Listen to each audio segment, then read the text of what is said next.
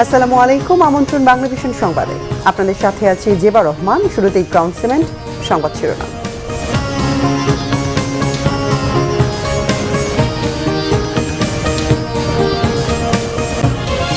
দিল্লিতে হেনস্থার ঘটনা অনাকাঙ্ক্ষিত, তাৎক্ষণিক প্রতিবাদ হিসেবেই ভারত থেকে ফিরেছেন বললেন তথ্য উপদেষ্টা। দেশ বিকিয়ে প্রতিবেশীর সাথে সম্পর্ক নয়। রামিসা ধর্ষণ হত্যায় পেপার বুক প্রস্তুত, যে কোনো দিন হাইকোর্টে শুনানি।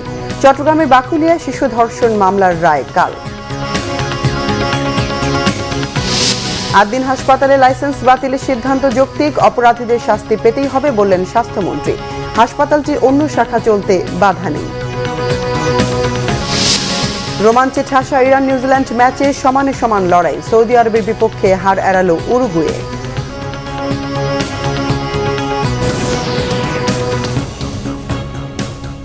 দেখছিলেন ক্রাউন সিমেন্ট সংবাদ শিরোনাম।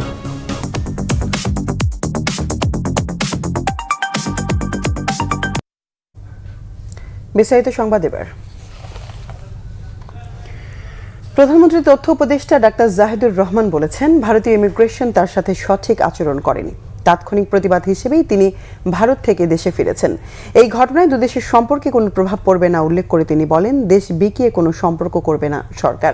সচিবালয়ে সংবাদ সম্মেলনে প্রধানমন্ত্রী তথ্য উপদেষ্টা বলেন, তিনি ভারতীয় ইমিগ্রেশনে 2 ঘন্টা অপেক্ষা করেছিলেন। যখনই তিনি বুঝেছেন দেরি করানো হচ্ছে, তখনই তাৎক্ষণিক সিদ্ধান্ত নিয়েছেন তিনি ভারতে আর ঢুকবেন না এবং পাসপোর্ট ফেরত চেয়েছেন। তখন ইমিগ্রেশন কর্তৃপক্ষ অনেক অনুরোধ করলেও ব্যক্তিগত প্রতিবাদ হিসেবেই ফিরে এসেছেন বলে জানান। এতে ভারত বাংলাদেশের সম্পর্কে অবনতি হবে না। উপদেষ্টা হিসেবে নয়, সাধারণ মানুষ হিসেবে ভারত গিয়েছিলেন উল্লেখ করে ডাক্তার জাহিদ জানান, বিষয়টি নিয়ে গণমাধ্যমে বাড়াবাড়ি হয়েছে, আটকে রাখার কথা সঠিক নয়। সার্বভৌমত্বের প্রশ্নে বিন্দুমাত্র ছাড় নেই বলে জানান ডাক্তার জাহিদুর রহমান। সাবেক আইজিপি বেনজিরকে দেশে ফিরিয়ে আনার প্রক্রিয়া চলছে বলেও জানান প্রধানমন্ত্রীর তথ্য উপদেষ্টা। আমি ওখানে একটা ব্যক্তি হিসেবে যাইনি, আমি এই সরকারের একজন প্রতিনিধি হিসেবে গেছি, রাষ্ট্রের একজন প্রতিনিধি হিসেবে গেছি। ফলে আমার সাথে ওখানে যা হয়েছে, আমার কাছে মনে হলো যে আমাদের ইনস্ট্যান্ট একটা প্রতিবাদ করা দরকার।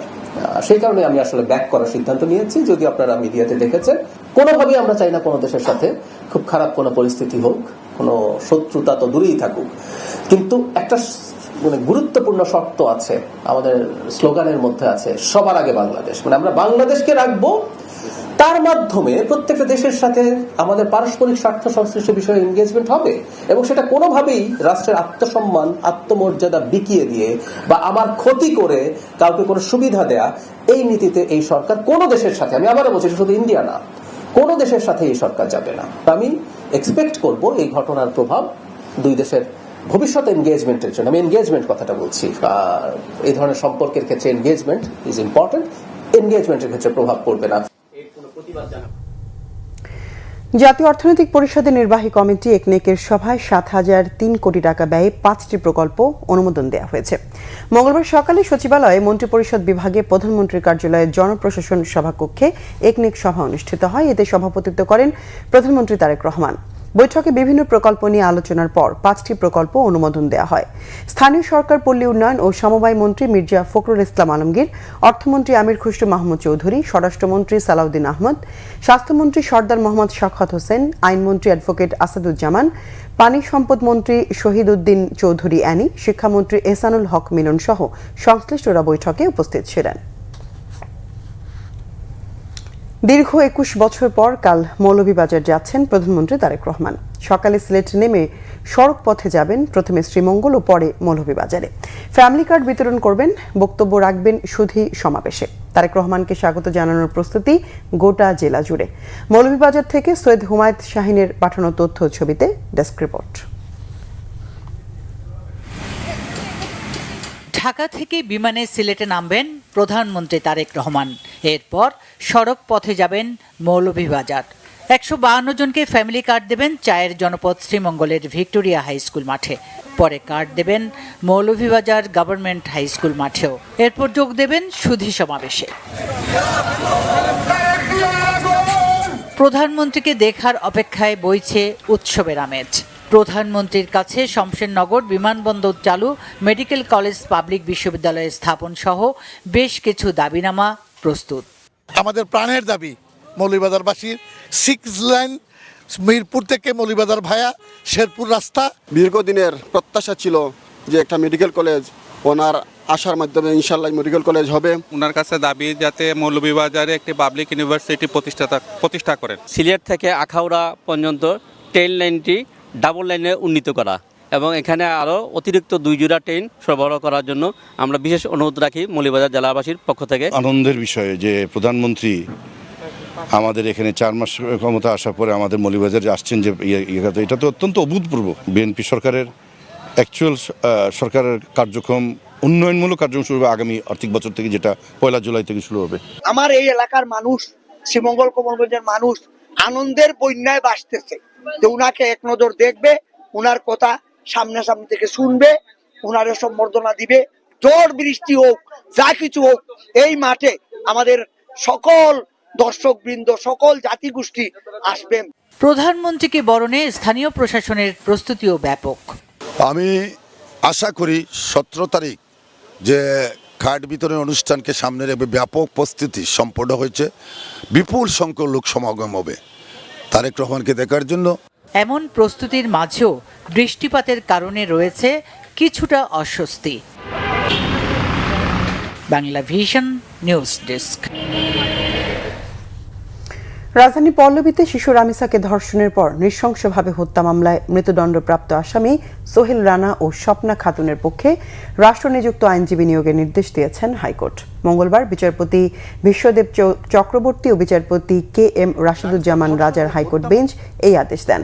এদিকে 2 আসামির ডেথ রেফারেন্স বা মৃত্যুদণ্ড অনুমোদনের শুনানির জন্য পেপার বুক তৈরি হয়ে গেছে। যে কোনো দিন হাইকোর্টের বিশেষ বেঞ্চে শুনানি হবে। গত রবিবার বিচারপতি মোহাম্মদ আলী ও বিচারপতি সাইফুল ইসলামের হাইকোর্ট বেঞ্চে attorney general barrister Ruhul Quddus Kajal আসামিদের আপিলের বিষয়টি উত্থাপন করলে আপিল শুনানির জন্য গ্রহণ করেন আদালত। একই সঙ্গে দ্রুত সময়ের মধ্যে পেপার বুক প্রস্তুত করার নির্দেশ দেন উচ্চ আদালত। গত 7 জুন রামিসা হত্যা মামলায় মৃত্যুদণ্ড দেন ঢাকা মহানগর শিশু সহিংসতা দমন ট্রাইব্যুনালের বিচারক মাসুর সালেকিন। পরে 10 জুন এই মামলায় আসামিদের ডেথ রেফারেন্সের যাবতীয় নথি হাইকোর্টে এসে পৌঁছায়। এরপর সোহেল ও স্বপ্না হাইকোর্টে জেল আপিল করে। চট্টগ্রাম মহানগরীর বাকুলিয়ায় 4 বছর বয়সী শিশুকে ধর্ষণের মামলায় সাক্ষ্য গ্রহণ যুক্তিতর্ক শেষ হয়েছে। আগামীকাল রায় ঘোষণা করা হবে। দুপুরে যুক্তিতর্ক শেষে রায় ঘোষণা দিন ধার্য করেন চট্টগ্রাম মহানগর শিশু সহিংসতা দমন ট্রাইব্যুনালের বিচারক সৈয়দা হাফসা ঝুমা। ট্রাইব্যুনালের সরকারি কৌঁসুলি মাহমুদুল আলম চৌধুরী মারুফ জানান, 9 জুন মামলার একমাত্র আসামি মনির হোসেনের বিরুদ্ধে অভিযোগ গঠনের মাধ্যমে বিচার কাজ শুরু হয়। মামলায় মোট 18 জন সাক্ষীর সাক্ষ্য গ্রহণ সম্পন্ন হয়েছে। সোমবার ফৌজদারি কার্যবিধির 342 ধারায় আসামির পরীক্ষা করা হয়েছে। আজ আদালতে যুক্তিতর্ক উপস্থাপন করা হয়। গত 21 মে মহানগরীর বাকুলিয়ার চেয়ারম্যান ঘাটা এলাকায় 4 বছরের শিশুকে ধর্ষণের ঘটনা ঘটে। ওই দিন অভিযুক্ত মনির হোসেনকে আটক করে পুলিশ। পরে পুলিশের কাছ থেকে বিক্ষুব্ধ জনতা আসামিকে ছিনিয়ে নিতে চাইলে ব্যাপক সংঘর্ষ হয়। আদিন মেডিকেল কলেজ হাসপাতালে লাইসেন্স বাতিলের সিদ্ধান্তকে যৌক্তিক বলে মন্তব্য করেছেন স্বাস্থ্যমন্ত্রী সর্দার মোহাম্মদ শাখাওয়াত হোসেন। তবে হাসপাতালটির মগবাজার শাখা ছাড়া অন্যান্য শাখা চলমান থাকবে। সকালে রাজধানীর Holy Family Red Crescent Medical College হাসপাতালে আয়োজিত এক অনুষ্ঠানে প্রধান অতিথির বক্তব্যে কথা বলেন তিনি। স্বাস্থ্যমন্ত্রী বলেন যে হাসপাতালে নবজাতক ও শিশুদের জন্য নিরাপদ চিকিৎসা পরিবেশ নিশ্চিত করা যায়নি, সেখানে শিশুদের কান্নার প্রতি চিকিৎসক ও নার্সদের যথাযথ সাড়া মেলেনি এবং অল্প সময়ের ব্যবধানে 6 নবজাতকের মৃত্যু হয়েছে। সেই হাসপাতালের বিরুদ্ধে ব্যবস্থা নেওয়া সরকারের দায়িত্ব। তিনি আরো বলেন, আদিন হাসপাতালে লাইসেন্স বাতিলের সিদ্ধান্ত কোনোভাবেই ভুল নয়। স্বাস্থ্য খাতে দীর্ঘদিন ধরে যে অনিয়ম ও জবাবদিহিতার সংকট রয়েছে তা দূর করতে প্রয়োজনীয় পরিবর্তন আনা হবে। স্বাস্থ্যমন্ত্রী হুঁশিয়ারি দিয়ে বলেন, সরকারের নির্দেশনা ও আইনকে বৃদ্ধাঙ্গুলি দেখিয়ে কেউ পার পাবে না। আমরা হাসপাতালের লাইসেন্স স্থগিত করেছি। আমরা যে শোকজটা করেছিলাম ওইখানে নাম্বারটা ইনঅ্যাডভার্টেন্টলি একটা clerical mistake, that is not acceptable in the eye of law. আমরা যেটা লাইসেন্স বাতিল করেছি সেখানে নাম্বার দেওয়ার দরকার পড়ে না, আমরা বলছি হাসপাতালের লাইসেন্স বাতিল করেছি। আদালত জানে কি নির্মমভাবে, মানে 6টা শিশু কি নির্মম পরিস্থিতিতে তারা মারা গিয়েছে। ইট ওয়াজ এ ভেরি সেন্সিটিভ ইস্যু, আদালত জানে। আমার বিষয়টি বেনিফিট আদালত ওনাদেরকে দিবেন না, কারণ একটা ফৌজদারি মামলা হয়েছে ওনাদের বিরুদ্ধে ডিসিস্টের পক্ষ থেকে। তার মানে কি অপরাধীরা বিচার পাচ্ছে? অপরাধ আর সেটা আদালত সিদ্ধান্ত নেবে।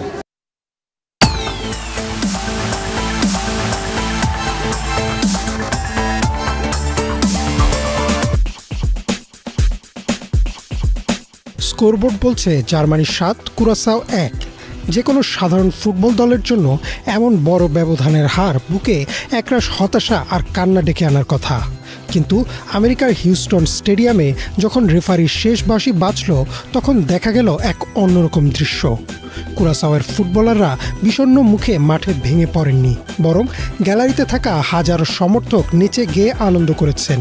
চোখে তাদের পানি ছিল ঠিকই, তবে তা পরাজয়ের গ্লানির নয়, তা ছিল এক পরম প্রাপ্তি আর বুক ভরা গর্বের। 4 বারের বিশ্ব চ্যাম্পিয়ন জার্মানির মতো পরাশক্তির বিপক্ষে তাদের এই হারকে মোটেও কোনো লজ্জার বিষয় মনে করছেন না দলের কোচ ডিক অ্যাডভোকেট। কারণ বিশ্ব ফুটবলের সবচেয়ে বড় মঞ্চে এই একটি মাত্র গোলই যেন তাদের জন্য মহাকাব্য লিখে ফেলেছে। বিশ্বের মানচিত্রে কুরাসাও খুবই ছোট্ট আর অচেনা একটি দ্বীপরাষ্ট্র। ক্যারিবিয়ান সাগরের দক্ষিণাঞ্চলে ভেনেজুয়েলার উপকূলের কাছাকাছি অবস্থিত এই স্বায়ত্তশাসিত দেশটি নেদারল্যান্ডসের একটি অংশ। আয়তনে ছোট এই জনপদের মোট জনসংখ্যা মাত্র 1,60,000-এর কাছাকাছি। এত কম জনসংখ্যার এই দেশ যে কোনোদিন ফুটবল বিশ্বকাপের মূল পর্ব খেলতে পারবে তা হয়তো কিছুদিন আগেও স্বপ্নেও ভাবেনি সেখানকার জনগণ। জনসংখ্যার বিচারে কুরাসাও হলো ফুটবল বিশ্বকাপের ইতিহাসে অংশ নেয়া সর্বকালের সবচেয়ে ছোট দেশ। এই অতি ক্ষুদ্র জনপদই এবার সব বাধা বিপত্তি আর অসম্ভবকে জয় করে পা রেখেছে 2026 সালের ফুটবল বিশ্বকাপে। বিশ্বকাপের মূল মঞ্চে পৌঁছানোর এই পথটা কুরাসাওর জন্য মোটেও সহজ ছিল না। তাদের পেছনে ছিল না কোনো বড় ফুটবল অবকাঠামো বা কোটি কোটি টাকার বাজেট, কিন্তু তাদের ছিল জেদ, অদম্য ইচ্ছা এবং বিশ্বমঞ্চে নিজেদের চেনানোর এক তীব্র আকুলতা। একের পর এক কঠিন বাধা পেরিয়ে বড় বড় প্রতিপক্ষকে টপকে তারা যখন যোগ্যতা অর্জন করলো, তখনই গোটা বিশ্বের নজর কেড়ে নেয় এই দেশটি। ফুটবল দুনিয়া অবাক হয়ে দেখল কিভাবে একটি ছোট্ট দ্বীপের একদল স্বপ্নবাদ ছেলে ফুটবল বিশ্বকে কাঁপিয়ে দেওয়ার সামর্থ্য রাখে। জার্মানির বিপক্ষে ম্যাচের মাত্র 21 মিনিটে যখন কুরাসাওয়ের লিভানো একটি দারুণ শট জার্মান ডিফেন্ডারের গায়ে লেগে জালে জড়ালো, তখন হিউস্টন স্টেডিয়ামে যেন এক ঐতিহাসিক ভূমিকম্প হয়ে গেল। সেটি শুধু একটি গোল ছিল না, সেটি ছিল বিশ্বকাপে কুরাসাওর ইতিহাসের প্রথম গোল। স্টেডিয়ামে উপস্থিত কুরাসাওর সমর্থকেরা আবেগে একে অপরকে জড়িয়ে ধরে কাঁদছিলেন।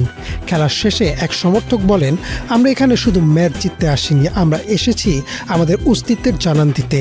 জার্মানির জালে আমাদের দেশের নাম জড়িয়ে একটি গোল হয়েছে, এর চেয়ে বড় আনন্দের দিন আমাদের জীবনে আর হতে পারে না। জার্মানি হয়তো পরে একের পর এক গোল দিয়ে ম্যাচটি 7-1 ব্যবধানে জিতে নিয়েছে, কিন্তু কুরাসাও হেরেও কোটি কোটি ফুটবল প্রেমীর মন জয় করে নিয়েছে। তারা দেখিয়েছে যে আকার বা জনসংখ্যা দিয়ে স্বপ্নের পরিমাপ করা যায় না। এই হার কুরাসাওর ফুটবলের রূপকথার সমাপ্তি নয়, বরং বিশ্বমঞ্চে এক নতুন গৌরবের মহাকাব্যের সূচনা মাত্র। ইমান মাহমুদ, বাংলাভিশন। পাল্টাপাল্টি হামলা, ধ্বংসযজ্ঞ আর রক্তপাত থেকে অবশেষে শান্তির পথে কাঙ্ক্ষিত চুক্তি করেছে যুক্তরাষ্ট্র ও ইরান।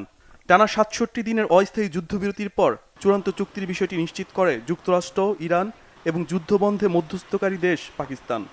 আর এই শান্তি চুক্তি আগামী শুক্রবার আনুষ্ঠানিকভাবে সই হবে সুইজারল্যান্ডের জেনেভায়। পরে জাতিসংঘ নিরাপত্তা পরিষদ সেটির চূড়ান্ত অনুমোদন দেবে। তেহরান ও ওয়াশিংটনের চুক্তির বিষয়টি সোমবার ভোরে প্রাথমিকভাবে নিশ্চিত করে পাকিস্তানের প্রধানমন্ত্রী শাহবাজ শরীফ। এরপর মার্কিন প্রেসিডেন্ট ডোনাল্ড ট্রাম্প তার ট্রুথ সোশ্যালে চুক্তি সম্পূর্ণ হওয়ার বিষয়টি জানিয়ে লেখেন, হরমুজ প্রণালী সম্পূর্ণভাবে টোলমুক্ত এবং মার্কিন নৌ অবরোধ তুলে নেওয়া হলো। ইরানের সংবাদ মাধ্যম ও সরকারের পক্ষ থেকে ইরানের উপপররাষ্ট্রমন্ত্রী কাজেম গারিবাবাদি চুক্তির তথ্য নিশ্চিত করেন। চুক্তিতে অন্তত 14টি শর্ত রয়েছে। যুক্তরাষ্ট্রের পাশাপাশি ইরানকে ছাড় দিতে হচ্ছে পরমাণু সহ বেশ কয়েকটি বিষয়ে। চুক্তি অনুযায়ী মধ্যপ্রাচ্যে লেবানন সহ সব ফ্রন্টে যুদ্ধ বন্ধ করতে হবে। ইরানের অভ্যন্তরীণ বিষয়ে হস্তক্ষেপ করবে না যুক্তরাষ্ট্র।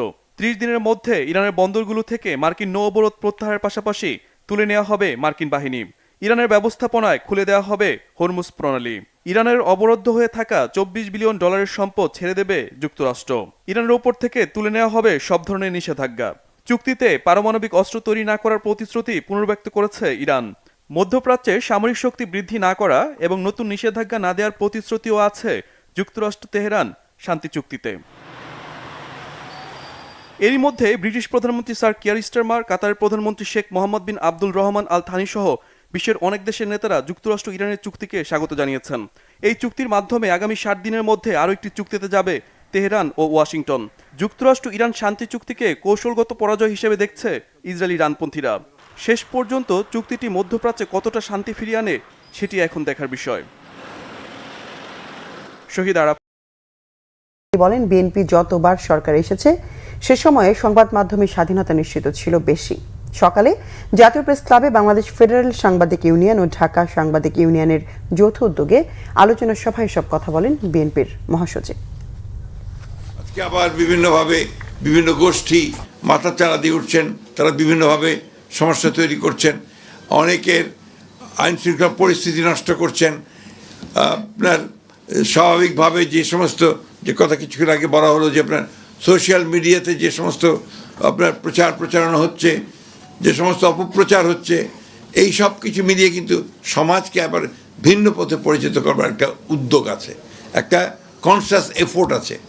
সেই এফোর্টটাকে যেন আমরা সবাই মিলেই এটাকে প্রতিরোধ করতে পারি, প্রতিহত করতে পারি এবং সঠিকভাবে এগিয়ে যেতে পারি, সেই চেষ্টাটা আমাদের করা দরকার। CBC Tiles, swing to luxury. নিচ্ছি সিবিসি টাইল সংবাদ বিরতি, সাথেই থাকুন, ফিরে এসে থাকছে।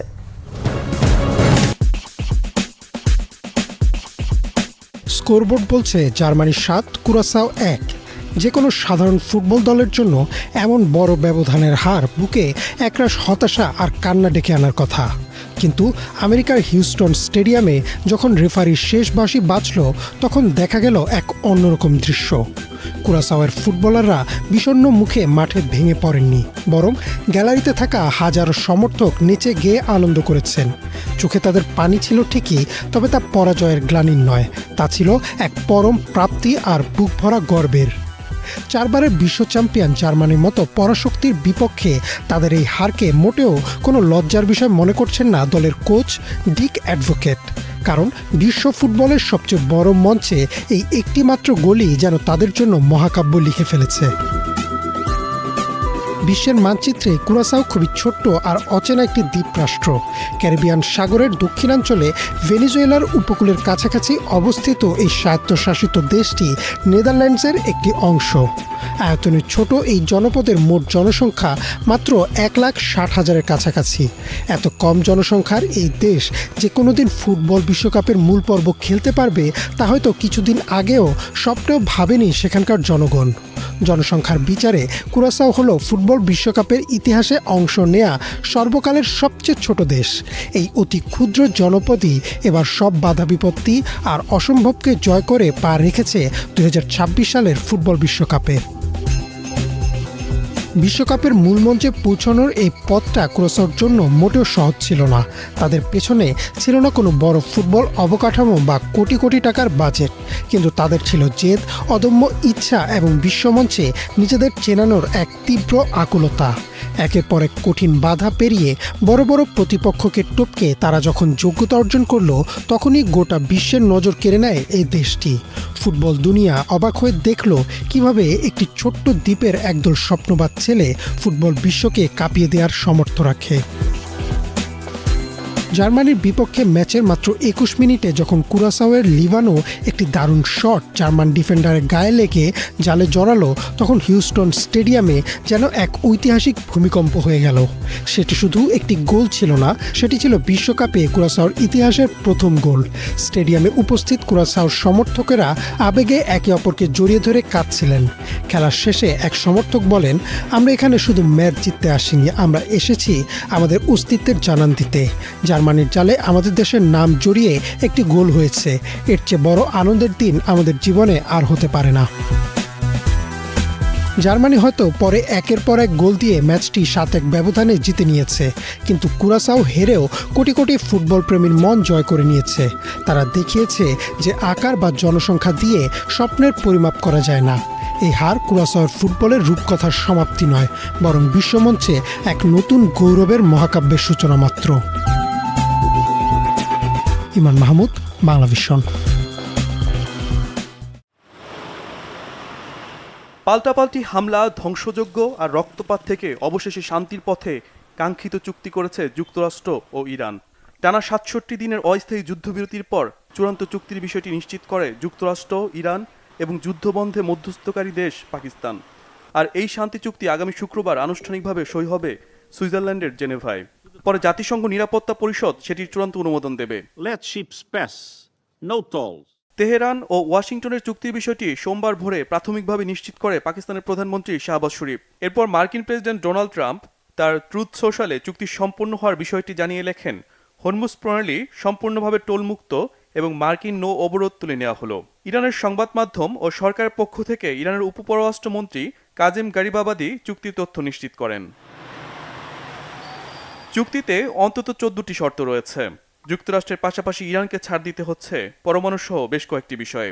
চুক্তি অনুযায়ী মধ্যপ্রাচ্যে লেবানন সহ সব ফ্রন্টে যুদ্ধ বন্ধ করতে হবে। ইরানের অভ্যন্তরীণ বিষয়ে হস্তক্ষেপ করবে না যুক্তরাষ্ট্র।